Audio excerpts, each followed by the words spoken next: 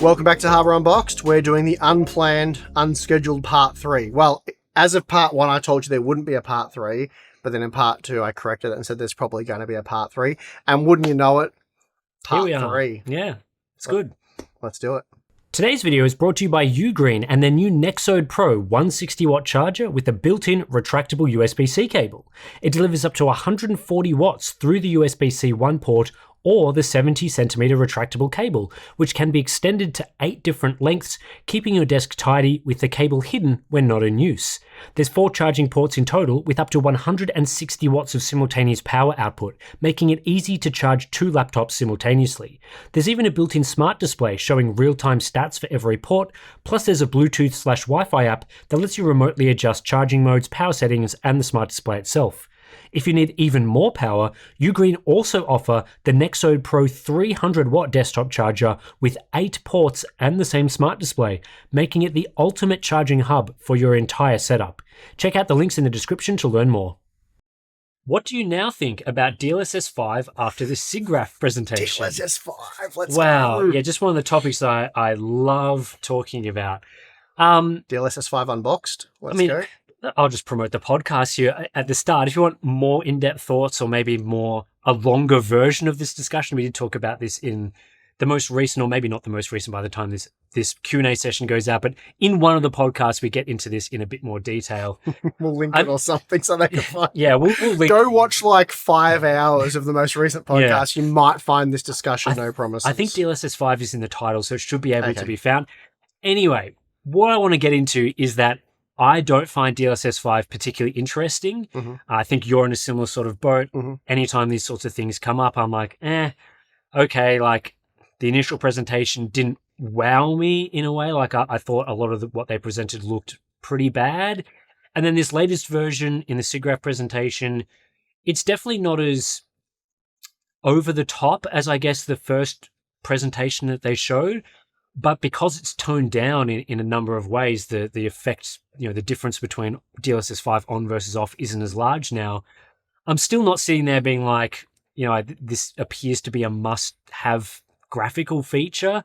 I think in the previous podcast, in the previous Q&A, we sort of talked about how, game visuals isn't necessarily something that a lot of gamers are super interested in right now. Getting advancements that cost huge amounts of performance. A lot of people are sort of, with the current cost of hardware and that sort of thing, they're prioritizing other things. They want to see maybe more gameplay enhancements and that sort of thing. And DLSS 5, it just, based on that latest presentation, it seems like another one of these things that's going to be difficult to run, requires the most powerful hardware. Not that the presentation went into this. This is my assumption based on what they've said about DLSS 5 up until this point. But, it'll require something with a large amount of VRAM, a large amount of, AI processing power to run. And then the gains that they sort of showed with their sliders and things like that. I mean, it's interesting, I guess, but I'm not like, whoa, the DLSS 5 on footage, like I've never seen that before, I must play with that on. It's like, in a lot of scenes, it just looks different. Like, yep, I think we likened it to ray tracing. I think it's going to be a ray tracing situation. It's kind of like, this will interest me or show me this when you get good. Yeah. Like, there's been some good examples of ray tracing, like path tracing and Cyberpunk, for example. How many of them there are today, I don't know. But I feel like if we were stepping into those examples as for the launch of ray tracing, then that would be much more impressive and potentially exciting because you'd be more forward thinking with it, not well down the track and at the stage of like, when's this actually going to get good and I'm going to care about it. Yeah, you sort of see the differences immediately. You'd be like, this is the old version of the game, this is the new version of the game, and while you may not be able to play it on your hardware, at least you can sort of see the vision there as sort of like, well, hopefully eventually there'll be some performance improvements, and that the clearly better version visually is the version that you'll be playing at some point. Mm-hmm. And maybe that'll be the case for these sort of neural rendering techniques as well.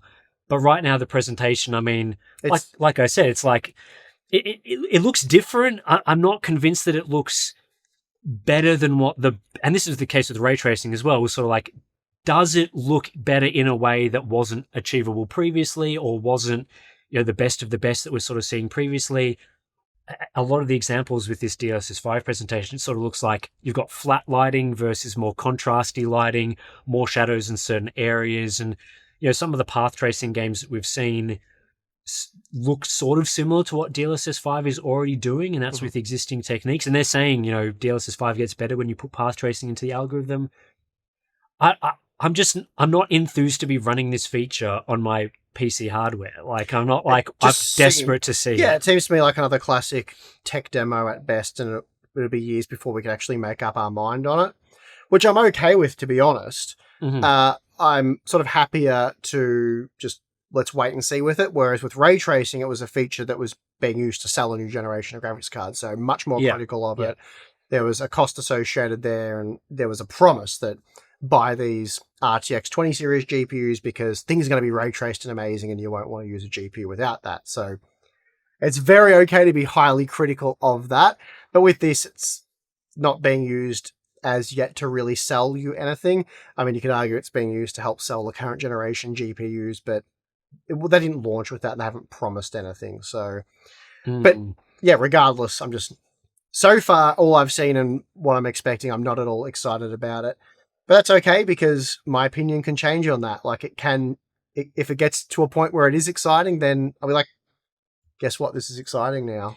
Yeah, and I think the whole way the DLSS 5 has gone has been very interesting as well, just from like the more marketing side of things, I guess, where they sort of debuted this technology in a lot of, well, they showed examples from games that people had played already, things like Resident Evil, Hogwarts Legacy, Starfield, those sorts of examples. And the feedback was overwhelmingly negative. I mean, that's even today on anything DLSS 5 related, you still see a lot of these highly negative comments.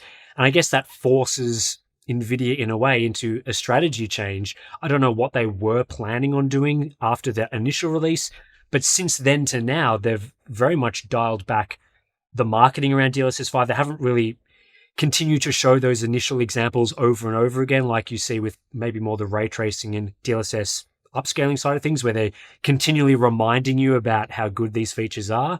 With the DLSS 5 thing, they kind of went silent, and now they've popped up with this presentation which definitely had the visual effect toned down to a point which is more acceptable visually, less of that sort of AI slop look. Not, of course, people have other issues with DLSS 5, but that side of things doesn't. I think the big problem DLSS 5 has and is going to have is that it's not enhancing games in the way that gamers want the games to be enhanced. That's right. It's that simple. And having seen what's happened with ray tracing, and I think my opinion on ray tracing, despite the fact that there's quite a bit of opposition sometimes in the comments, that based on polling data and, widespread mainstream feedback we have on this, we're not out of touch with the ray tracing topic, right? I think having seen ray tracing play out in the way in which it has, people are now less, willing to jump on board with one of these new technologies. It's probably going to require high-end hardware, and it's going to be taxing on performance. And it's really what gamers are wanting is a feature that enhances the gaming experience for their current generation hardware, or the current hardware they're using, and improves things. Like, I'm not talking about a frame generation. I'm talking about a genuine performance improving feature. Things that gamers would be excited about would be something that requires you to use less VRAM. So an actual, we've heard about texture compression stuff, something that makes a noticeable improvement to games and does work. That is something that people would be excited about and giving NVIDIA a lot of credit for. But instead, we're doing these things that people aren't really asking for, that change the game subjectively as to whether it's better or worse, but generally hurts performance and is overall sort of negative in what you can do with your hardware. Yeah, I almost find the whole, we're sort of moving now, or NVIDIA's trying to move into this sort of neural generation of games, in terms of like, this is obviously an AI feature, it's AI based, and they've used AI tools in the past to do things like upscaling and frame generation, but now they're sort of moving into even more of the visual side of gaming. I've always thought that, even during the ray tracing generation, there were things that could be done to improve gaming in ways that weren't ray tracing. But I think with AI specifically, if you've got all this AI processing hardware on your GPU, the visual side of things isn't the thing that I would have thought of first as like, that's what you should be using that processing for. And we've sort of talked about how gamers want better games, better gameplay. They want worlds to be more immersive. And I think there's ways to make games more immersive using AI that's not just changing the lighting or making that face look slightly different. It's more around, you can use AI to make systems and things that are more interactive. And we've sort of seen that, that NVIDIA Ace demo from a while ago, their interactive NPC, that sort of is fizzled out. It doesn't seem to be of much interest to developers, but to me at least, that was more interesting than DLSS 5 for sure. Yeah, like having characters in games that maybe there's opposition from developers for ethical reasons and all that sort of thing that probably not going to get into here, but that technology seems more interesting to me than using AI to change visuals. And if gamers are sort of saying, I'm not seeing huge differences between modern visuals versus visuals from 10 years ago. I think things have peaked. That's a very common sentiment, especially for mainstream gamers. To use AI for more visual stuff just seems like a big waste of those resources. I think no matter which way you're going, we've talked about this with game optimization and development, it does create a lot more work. Like, for example, Epic Games, they introduced an AI Darth Vader, about this? Yeah. And man, that went sideways real fast. And they just had to keep adding safety guard to the point where it was like it might as well not be AI. It was really impressive and really cool, some of the stuff it could do. But, gamers are creative and tend to find ways to break things, and just creates this whole mess where, trying to make the games where you can't quite easily break it or break it at all, a lot of work, to the point where, this is kind of the story of AI, right?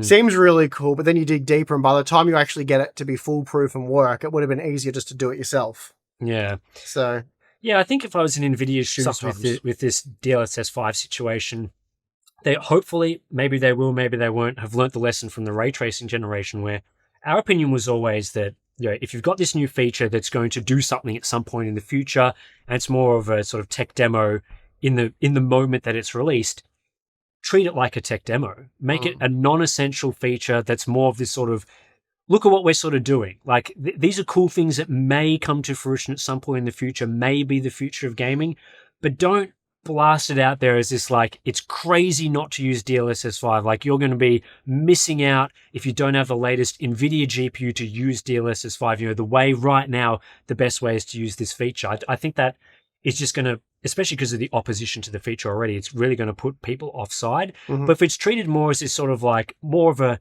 experiment, early access, like we're sort of working on this and you can use this now because you happen to buy a 5090, so you get the benefits of because it's a high-end GPU. If they go down more of that path, I think gamers, they may not be immediately positive on it, but it won't have the sort of overwhelming negative feedback that there would be if they pushed this as, this is the feature and you are inferior for not using it, which they have used for frame generation and DLSS, and then obviously ray tracing back in the day. So yeah, we'll see how it goes. They've pulled it back, as I said, but it's still supposedly coming out this year, so we should be seeing a lot more of it, I think, in the next couple of months. So yeah, this is an interesting question. Do you guys think the GPU price situation is really that bad? Everyone seems to be complaining about prices and lack of progress, but I think the value we're getting isn't worse than it used to be. For example, I was pissed when my high-end €450 GTX 780 got beaten by the entry-level 1050 Ti after only 4 years, and it was pretty much obsolete after 6 years.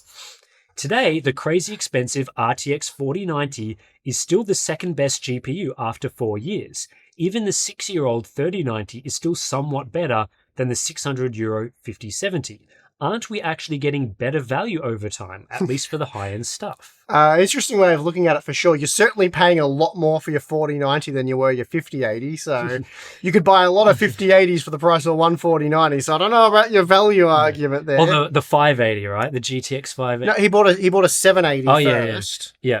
And he was upset that his 780 was apparently equivalent to a 1050 Ti, but I'm certain it was almost 50% faster. I'm going to say a GTX 780 is like 40% faster than a 1050 Ti. And I think there's only a 3-year gap there, not 4, from when they were actually, like, each one of those things were released. Not 4 years. It was like 2013, 2016. But, like, I get the angle that you're coming from, but the math just doesn't really work in your favor there because, what was the MSRP of a GTX 780? It was like $500 or something, maybe. Yeah, it was in that range. Whereas it was like $1,600. It was meant to be $1,600 for a 4090. that's right. I think the average price was more like $2,000, but I guess you could have bought a 780 or whatever it was for $500, and then upgrade the next year for another $500, then upgrade the next year after that for another $500, and you're still less than the cost of a 4090. Yeah, but you're also getting significantly more powerful, better hardware. You didn't have to upgrade. I mean, at some point you sort of do have. So, but we're talking about a point which I point out in my recent video. So that was one of the, I guess, negatives of, if you go back to maybe 2010, sort of just a bit back, before, every 12 to 18 months, you were getting like generally speaking, like 50% more performance. And that, whether you were spending like $200, $300, $400, $500, whichever price range you were in, that was sort of the performance upgrade you would get. So it didn't instantly render what you had useless, but it was very enticing to upgrade for that 50% more performance at the price point that you'd previously invested in. So a lot of gamers did. At the most, they waited like 2 generations and you'd get like 100% more performance with more than twice the VRAM. So people could much more easily justify that upgrade.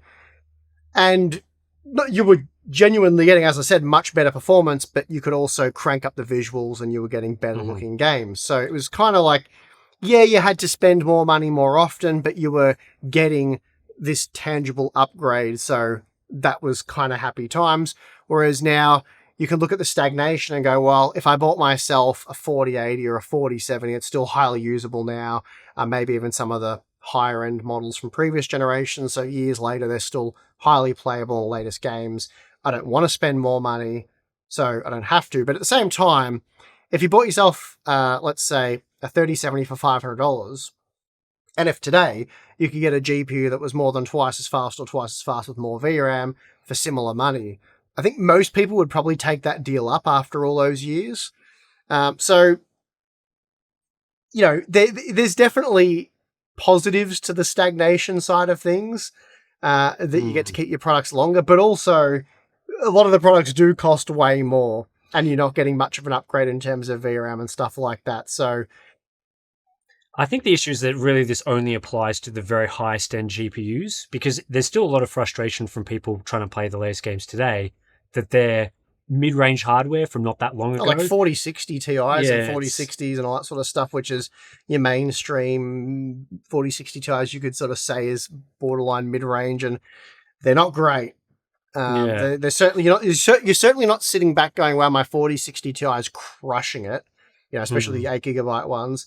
I don't need to upgrade. I mean, you might be thinking that if you play like Fortnite on the performance mode, but if you're trying to play the latest AAA titles and you're trying to take advantage of things like ray tracing, which those cards were, you know, highly promoted to support, then you're probably sitting going, gee, the ray tracing experience in these latest games with my 4060 Ti is not great.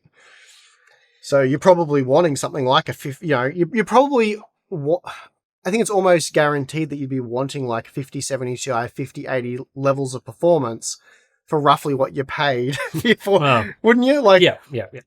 So I kind of, if it's more gatekeeping as I see it, the high end performance, unless you spend just oodles of money, you're getting the sort of, and that's how Nvidia's pitched it, right? Back when we used to have the VRAM arguments with them, they're like, what are you guys, they couldn't relate to us or understand our position at all. They're like, but you're buying a compromised GPU when you buy 8GB, like, you know that, like, it's cheaper. So that's why it kind of sucks. Like, that's our compromised offering. If that's not the bad option, you shouldn't buy. Yeah, if that's not good enough and you don't want that, you just spend more money and you get a better product. They were like, how are you guys not getting this? So that was the Nvidia employee position on this. Our position was like, well, it'd be nice if people were getting better GPUs and your margins maybe weren't as massive and you were giving them more VRAM. Anyway, yeah, I think the only angle that is pretty valid is the fact that these days a high-end GPU isn't going to be quote unquote obsolete after 6 years. Whereas if you were one of the people previously buying higher GPUs, there is a chance that it would be pretty useless after a relatively short period of time.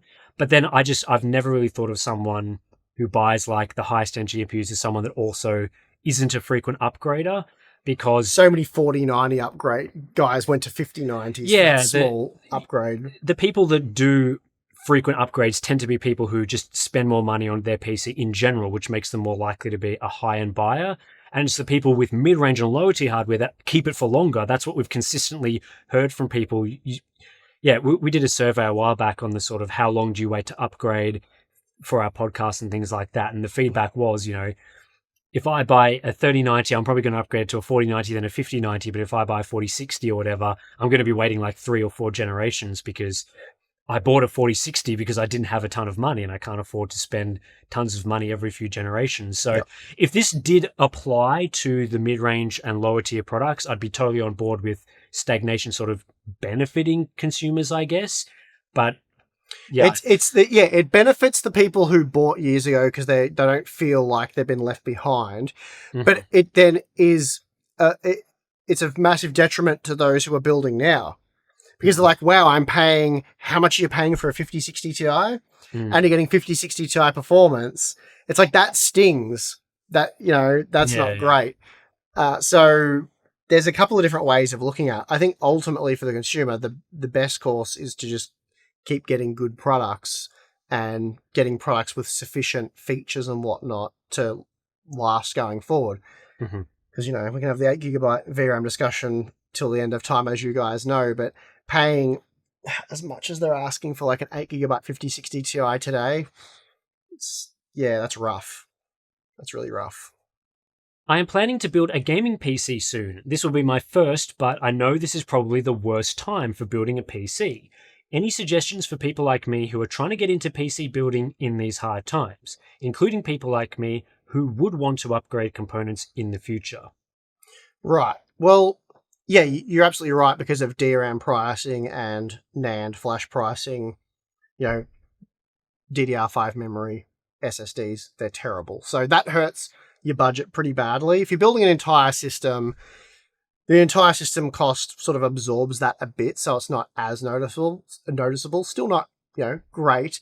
I think one of the reasons why right now is a really bad time to build is those two factors, or the pricing factor, but then also we do have new CPUs incoming, which means, because Nova Lake, for example, might be a platform you want to jump on. I don't know what Intel's going to announce there in terms of future support. So I would be urging people, if they can wait for Nova Lake to see what Intel has there, because Nova Lake could be something special, definitely worth waiting for. And then, of course, we have Zen 6, which you may not necessarily want to get a Zen 6 CPU straight away, depending on how they pan out and what pricing of Zen 5 and 4 CPUs are. But it might even knock those CPUs down, and the older motherboards, we might see 800 series and outgoing 600 series boards become cheaper. So you might be able to jump on AM5 even cheaper. And who knows what the hell DDR5 pricing is going to do, but by that point in time. I have no idea what DDR5 pricing is going to look like in a month from now. I have no idea when the AI bubble is going to pop and this stuff all starts to correct itself. No insight, no idea. So it's an interesting one, because we are expecting those CPUs to be announced probably in January of next year at CES. I think that's probably the current expectation. But then also, you may be getting stung worse on your GPU if you wait that long. We are hearing GPU prices are going to be going up. There's been some rumors, we're hearing it from retailers as well. And so while it would be nice to wait on the CPU side of things, you could be faced with a higher GPU price. And we're pretty sure that there will not be new graphics cards announced anytime soon. The earliest we're expecting is probably the end of 2027. It may be longer than that. We're not 100% sure, but it's not like they're imminent. We know the CPUs are imminent. The GPU side of things, Super Series, I'm not counting the Super Series, I'm saying a genuine next generation. It seems like it's still a fair way off. And so I don't know whether it's feasible to sort of like, do you start piecing your PC together and sort of you look at the components that are probably going to go up in price in the next little bit. So things like potentially DRAM may continue to go up, GPUs and NAND. You buy that now and then wait to buy the rest of this stuff once you have more visibility? Or do you just sort of go in now and sort of say, I'm aware that there's new products coming, but I just want my PC now? Because there's so many problems with doing that, because I know that your warranty's multiple years, but then you build the computer to find out there was something wrong with it. You could have probably got it replaced on the spot, like some of them do 30 days and all that kind of stuff. So My advice would be, if you can wait. But as Tim said, that is it. Whatever you do is a gamble, right? That could be a big gamble. It could not pay off. If you want to build now, you're ready to build now, and you can't wait, really the only option, in my opinion, is to jump on AM5, because you do have the future CPU support there. It's a relatively modern platform. That's the way I'd be going, is AM5. Get a B850. Those boards have come down a fair bit now. You can get them for about $140. Maybe get one stick of 16 gigabytes of DDR5 as cheap as you possibly can, and a 9070 XT or something like that, maybe. Because I wouldn't bother investing in an Intel platform at this point in time for a new system build. So the only chance I'd have for an Intel build is waiting for Nova Lake and seeing what happens there. So yeah, AM5 now, in my opinion, or wait, and I would be waiting. Would be my choice. But of course, if you don't have a PC and you want a PC and you want to get gaming with your friends, then probably pulling the pin now and jumping on AM5 will be something that you don't end up regretting, because getting to game with your friends, and that's kind of priceless, I guess. Yeah, and I think there's good ways to save money, and there's sort of worse ways to save money. So like the single stick DDR5 is kind of a good option because it's easily upgradable if things do improve. You're not stuck with having to do major amounts of component replacements to get something that's usable. Same with storage. You might have earlier been looking at a 2 terabyte SSD, but now you can only afford a 1 terabyte SSD. Motherboards have multiple slots, so if things do improve, you can easily increase your storage. But one of the things where I think it probably is worth still going with something that's going to give you longevity is still the GPU. So I know obviously 8 gigabyte GPUs are much cheaper these days than 16 gigabyte models. I really don't think it'd be a good idea to get an 8 gigabyte card and then sort of go, well, I'll gamble on upgrading that in the future to something better. Because the trends we're seeing with GPU prices is just... I fully agree. Unless you're upgrading from... You've been playing Fortnite primarily on your PlayStation. That's right. Fortnite on the PC, or Apex Legends, or Valorant, or whatever it may be. Even Dota, League of Legends. If you're playing those sorts of competitive esports type games, then the 8 gigabyte GPU is probably worth saving on, given the price difference. At MSRP, I absolutely wouldn't buy an 8 gigabyte card under any circumstances. But you could make, I think, given the current pricing, you could probably make the esports argument. Yeah, that's true. I should have factored in different types of games. But I think if you're someone after the AAA games, I know it's an expensive investment to get a product that is going to give you longevity. But if we're sort of looking into the future of are graphics cards suddenly going to become really affordable and give you big performance improvements, and will you want to upgrade within the next couple of years?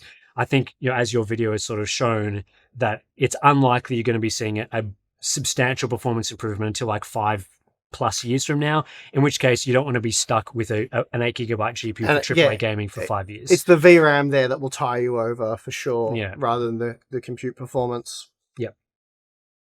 As you seem to hate McAfee so much, can you tell us what antivirus software you would actually recommend that isn't just bloatware?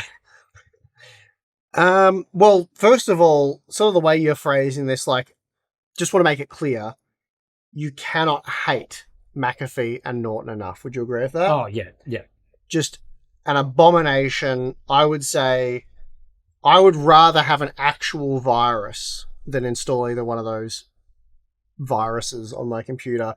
They're just terrible. So yeah, I just really hate their predatory anti-consumer actions where they do these deals to install it on laptops to unsuspecting normal customers, and then they bloat up your system with ads for you have to renew your software, you have to pay this to be protected. If the software was good though and genuinely kept people secure and looked after them, it'd be less of a problem.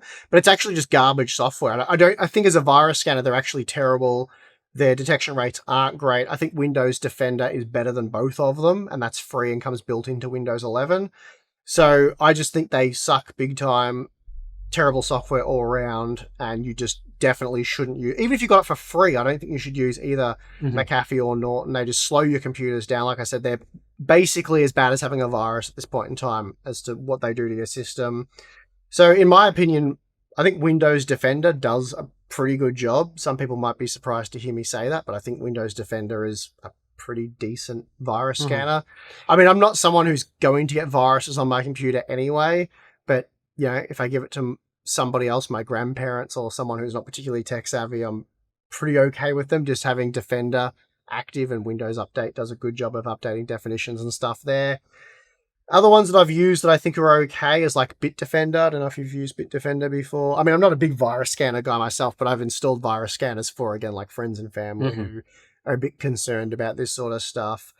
And then I've seen recommendations that I think it's ESET and what are the other ones there? Kaspersky. Yep, that's pretty good from what I've heard. But again, I think they're not necessarily better than Windows Defender. And Malwarebytes, that was what I was trying to think of. That's I've used that in the past to actually fix other people's computers who have, infested them with God knows what. So that works quite well. Free version works well, but I wouldn't use like the real-time active stuff on them. I would just use them to give the computer a scan here and there.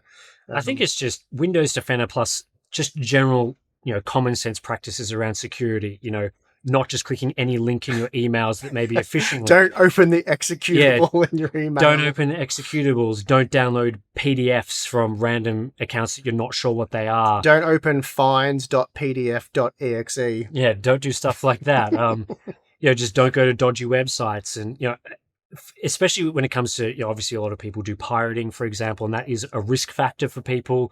So just be aware if you are a pirate to make sure you're not One of the installing things when I set up a new computer for whether it's grandparents or whoever, I actually enable the file extensions because they're disabled by default, which is insane. It's crazy. Yeah. Yeah, I've always thought that and never really said it to anyone, but I'm always like, because I say to them the easiest way to detect is, to look at the file extensions. That's one telltale anyway. It's a very obvious one. No one should be emailing you like batch files or executables. So if you see that, just delete it straight away. But yeah, you need to enable that, right?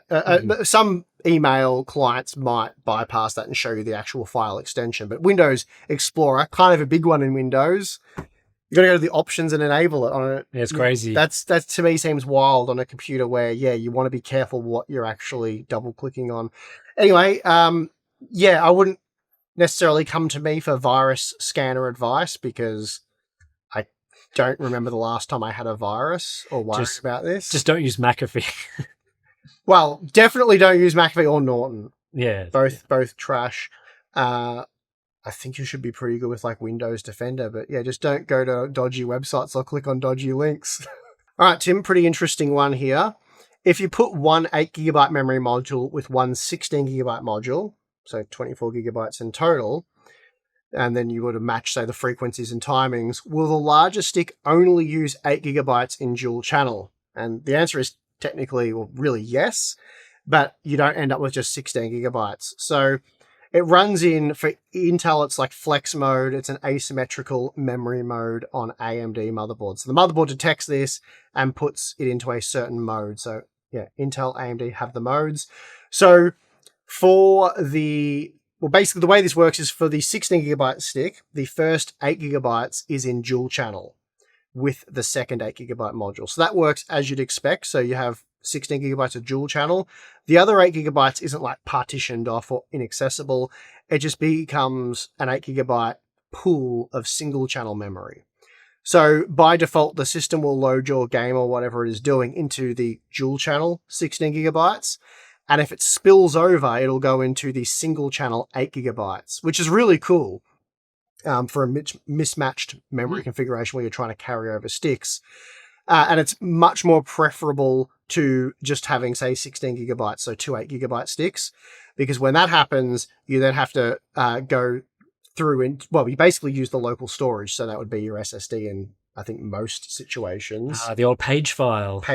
So, yep, I was going to say go through the PCI Express bus, but I was thinking of a beloved VRAM topic once again. No, you would just go straight to the CPU and then out to the SSD, which does go through PCI Express, to be fair.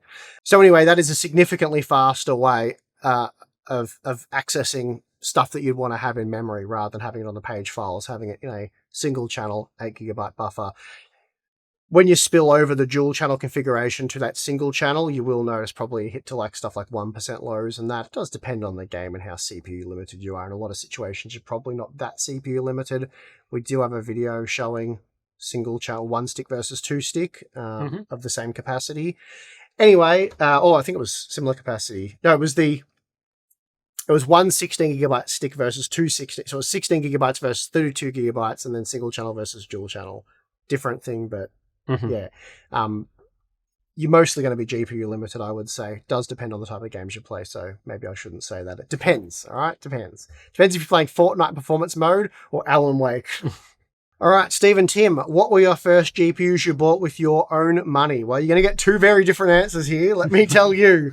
So my one was a 16 megabyte Voodoo Banshee. It was a Creative 3D Blaster, so I don't think it was Creative Labs then, it was Creative 3D Blaster Banshee. What a but pretty cool name though for a graphics card, right? Better than current names. Yep, and I got the AGP version, so that was worth I think an extra point in 3D Mark, whatever it was back then, just because it was AGP and not PCI. And yeah, it used 16 megabytes of SG RAM, AGP 2 times, and it was released in the year 1998. Yeah, I had to look up the model that I had purchased because I couldn't remember. But my model is quite a bit newer, which I guess speaks to our age difference. But the first GPU I bought with we had a family PC, and my dad bought a GPU for that prior to this, but that wasn't my money. So yeah. With my pocket money that I'd saved up as a kid, in 2008, I purchased an ATI Radeon HD 4850. So how old were you though when? Back then, I would have been early teens. So right, yeah, mine I wouldn't have got till I was probably about 16. Yeah, I built my first PC when I think I was, I'm going to say 13. I can't quite remember. It's around that time. So very early on. This was my first GPU. I can't remember which brand I bought. I don't remember anything about it. I remember the box vividly and everything. But I looked at some pictures here of like just, and I'm like, that is the sort of box art that was around at the time. Often the 3D girl on the front. Yep. And, red PCBs were very popular at that time. A lot of transparent plastic housings and things like that, and very compact models back then. Mine didn't have a red PC. I was before the red PCBs, mate. You had the green one? Yeah, it was a green PCB for me. Yeah, so HD 4850 worked a treat. I built a very cheap budget system and put as much money into the GPU as I could back then.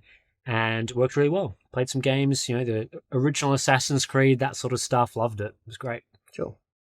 All right, that concludes the July Q&A series. It was good to get back and do it again. Yeah, it's nice. And it wasn't as sweaty as Type 1. So that was kind of good. Well, actually, we had the heater on. I was going to say it is an air conditioner, but usually when I say the air conditioner, I mean it's cooling the air and making it quite comfortable, but it's actually warming the air because I only think it's a top of about 15 degrees today maybe, and it's probably currently about 10 outside. It's about 21 in here. Anyway, that's enough about the weather. Q&A series was great. Thanks for everyone who asked a question. Much appreciated. And we're now going to go and turn the camera on to do our live stream for the Patreon members and the YouTube members. If you want to become one of those, the links are in the video description and the join button and the stuff and the things. We have a Q&A series, funnily enough, that we do, behind the scenes content, and a Discord server where you can hang out and talk about the weather if you like. Totally up to you. I'm your host, Steve. I'm your host, Tim. See you again next time.